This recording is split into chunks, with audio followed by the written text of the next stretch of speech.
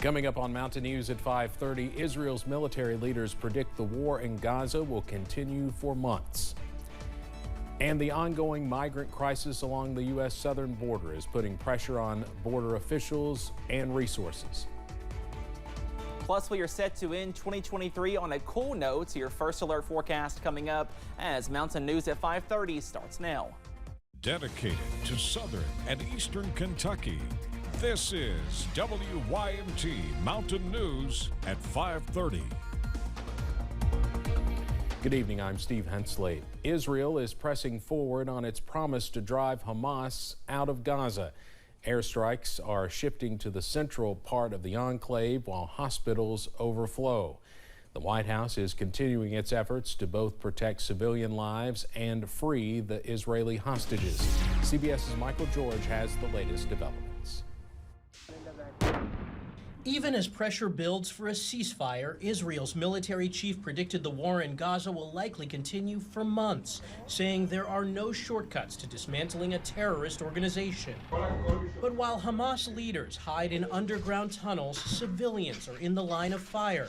The World Health Organization says Gaza's hospitals are near a breaking point. It's nonstop, 24 hours a day, serious and critical injuries coming in, and a very small staff to help them. U.S. Secretary of State Antony Blinken met with Israeli officials in Washington to discuss the conflict and how to free Israeli hostages who've been held in Gaza since the October 7th rampage.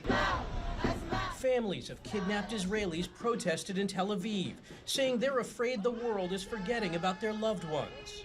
We need someone to tell us what they're going to do. We need everyone to know that Romy and many more hostages are still held. Israel's airstrikes are now targeting central Gaza, and the military has ordered residents there to evacuate. A peace proposal put forward by Egypt calls for a phased hostage release and a new Palestinian government in Gaza, but so far neither side has shown enthusiasm for the plan. Michael George, CBS News, New York.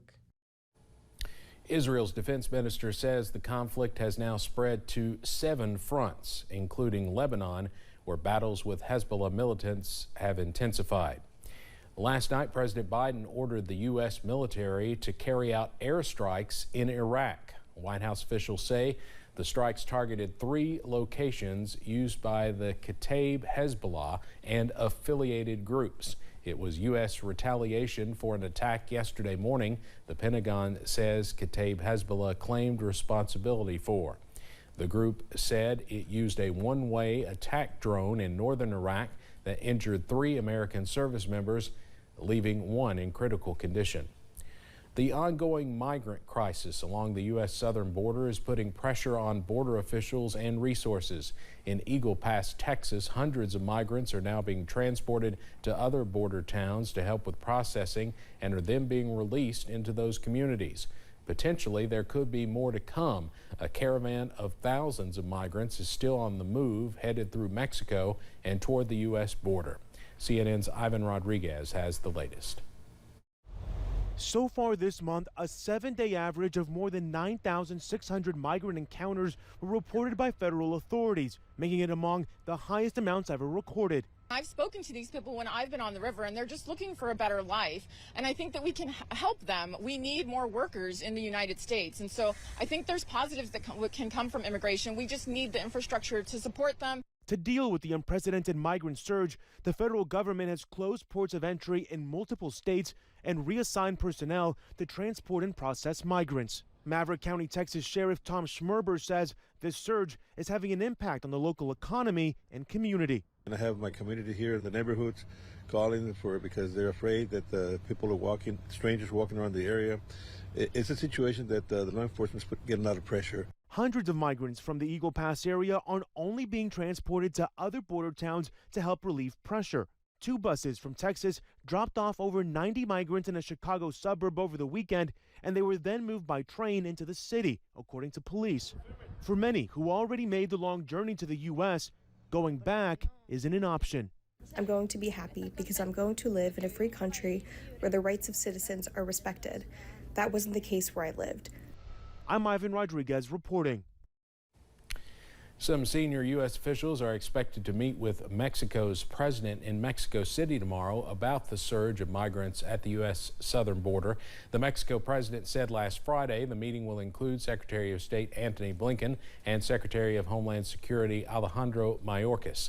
This comes as U.S. authorities say the situation is at a breaking point as more than 10,000 migrants have unlawfully crossed the U.S.-Mexico border each day recently. A major winter storm is bringing blizzard conditions across the plains and upper Midwest, making for dangerous travel conditions during this busy holiday week. The National Weather Service says wind gusts up to 75 miles per hour are possible today. Parts of Nebraska, South Dakota, Kansas, Colorado, and Wyoming are all under blizzard warnings. As far as what's going on weather-wise here, let's send it over to meteorologist Cameron Aaron. Cameron. Yeah, Steve, that same weather system looks to bring some wintry weather for portions of our region as we go later on this week. More on that in just a few minutes. But right now, no wintry weather. We are watching out, though, for some spotty rain showers. Zooming into some light to moderate showers in Bell County, also close to Barberville for Knox County, into Clay, also Leslie County as well. And some more light showers close to the Mountain Parkway for Canton and Wolfe County, also into Powell County as well. Here's a live look from the Mountain Parkway at Slade. That current temperature 54 degrees as the roads are wet this evening, so be sure to give yourself some extra time as you walk out the door this evening as the roads are wet across our region. Also tracking this cold front, and you can see behind the front we are cooling down to the upper 40s for Somerset, also Monticello. Still the upper 50s in the Big Sandy Valley, up to 59 for Pikeville, 55 over in Clintwood as this cooler air continues pushing off to the east as we go later on into this evening. Also tonight, this upper level low, that will be our next weather system, producing some blizzard conditions over the Dakotas, also into Kansas and Nebraska. This will continue pushing off to the east as we go into your Thursday, also Friday. No blizzard conditions for our region, but maybe a few snowflakes as that cooler air rushes in by Friday. Those details coming up in just a few minutes. Steve? All right, Cameron, thank you. A Christmas morning tragedy near Baltimore, Maryland. A 10-year-old girl died in a house fire early yesterday morning. When firefighters found the family standing outside their home, they said a young girl was still inside. Neighbors said the house was fully engulfed in flames. It took 75 firefighters about an hour to get that fire under control. When they were able to get inside, they found the 10-year-old and pronounced her dead at the scene. In Missouri, a decade-old missing persons case may have finally been solved thanks to a YouTuber. James Hinkle went on a mission to find the whereabouts of a 59-year-old man who went missing in 2013 in Camdenton, Missouri. On Sunday, divers recovered human remains from a vehicle and said in a news release the remains were consistent with the man missing since 2013, Donnie Irwin.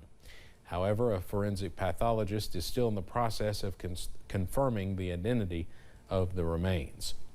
Around 100 firefighters responded to a house fire early this morning in Melville, New York. Officials say the fire came from a propane tank between a shed and a house. Most of the home was on fire as crews arrived. The fire was successfully extinguished. Melville fire officials say the fire did not appear intentional. However, Suffolk police say the area is a crime scene. Authorities say they are looking for a man who was the only occupant of the home. The childhood home where Beyonce grew up caught fire early Christmas morning. Fire crews responded to that scene just after 2 a.m. local time. When fire crews arrived, the district chief of the Houston Fire Department says the family who lived in the home had already gotten out safely. The fire was coming from the second floor of the home. I was like, oh my goodness, that's so crazy. I know that Beyonce visited when she did her tour here. So just for her to just have recently seen it and now it's not in flames, it's not all the way down, but to have, had some damage is crazy. Firefighters were able to get to the fire quickly and no injuries were reported. However, at least one side of the home was severely damaged. President Biden and First Lady Jill Biden called some service members who spent Christmas Day away from home.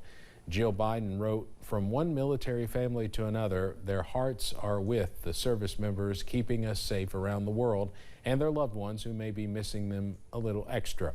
She also wrote, "On behalf of all Americans, they are grateful to them and their families and wish them a Merry Christmas and Happy Holidays.